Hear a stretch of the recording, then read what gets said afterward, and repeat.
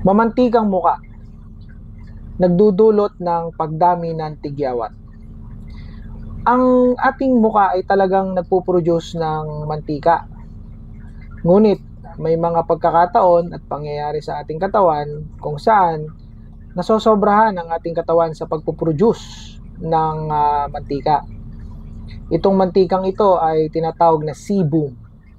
Itong sebum na ito ay pinoproduce ng sebaceous glands na matatagpuan sa ating balat.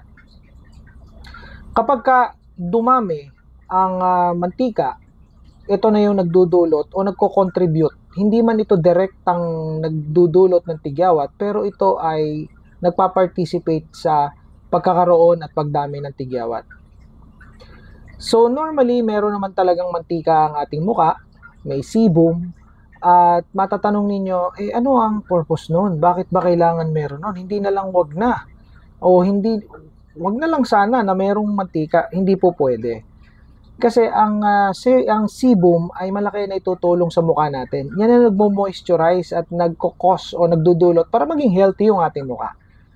Unfortunately, ito ay pag madami, ay nagkukos ng problema. Ito na nga na nagkukos na ng tigyawat. So matatanong nyo, paano sa simpleng paliwanag nagkukos yun? Ganito kasi yun.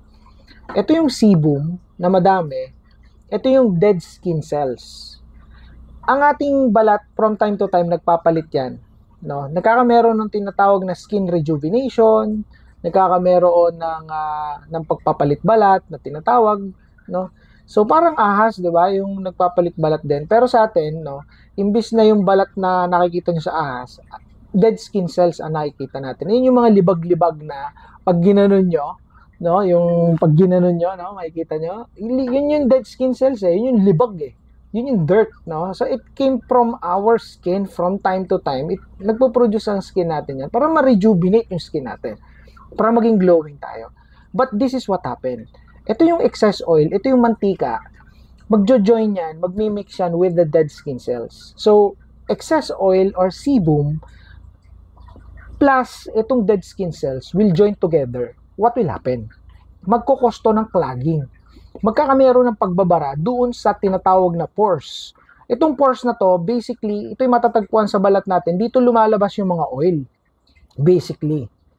And unfortunately, sabi ko nga sa inyo, pag may excessive oil production or may excessive sebum, and then at the same time, meron dead skin cells, no, what will happen then will be, it will join together. And this is bad. Why? Kasi pwede itong tirhan ng bacteria. And this bacteria will use this sebum and these dead skin cells as their home, as their habitat, as their kitchen, as their haven. So what will happen?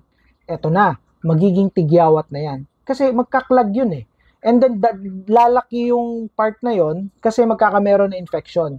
Clogging, inflammation, so yun na yung mangyayari doon. And what will happen? Ito na yung tigyawat lalaki na yan, dadami yan.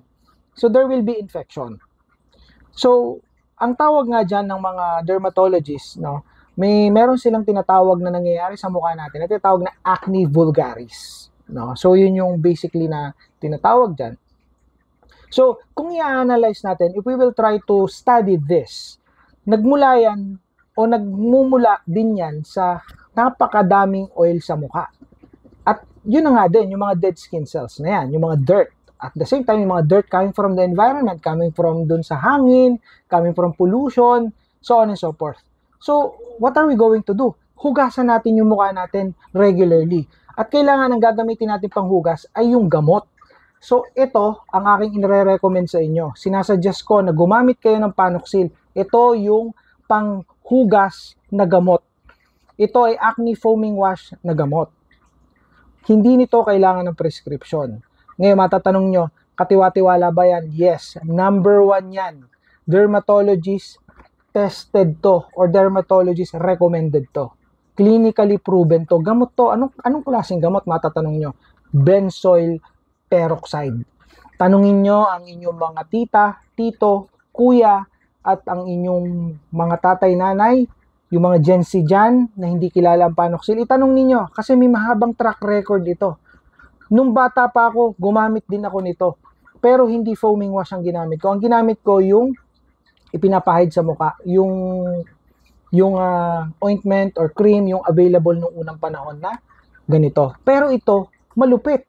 Ginawa nilang foaming wash para matanggal yung mga excess oil, matanggal yung excess dirt, yung mga dirt na nag-accumulate dyan, and at the same time, pinapatay nito yung bacteria na nag-grow doon sa inyong mukha, na nagkokos ng bacteria. Di ba ang galing? No? Huwag na kayo magpaligoy-ligoy pa. Tapusin nyo na ang mga bacteria na yan, patayin nyo na yan. Yung mga bacteria na yan, you need to remove the dirt, remove the oil, excess oil, and then patayin yung bacteria. Use this regularly. Meron niyang instruction dyan. And you know, yan ang tinatawag na the acne authority. Yan. Pagdating talaga sa yung acne treatment, pagdating sa acne prevention, panuksil talaga eh. Panuksil talaga. Check out nyo na yan dyan. Masyado na mahaba yung ating content dito. Ating vlog. Check out nyo na yan. Nandiyan sa Yellow Basket na natatapos na yung problema nyo pagdating sa tigiawan. Bye for now.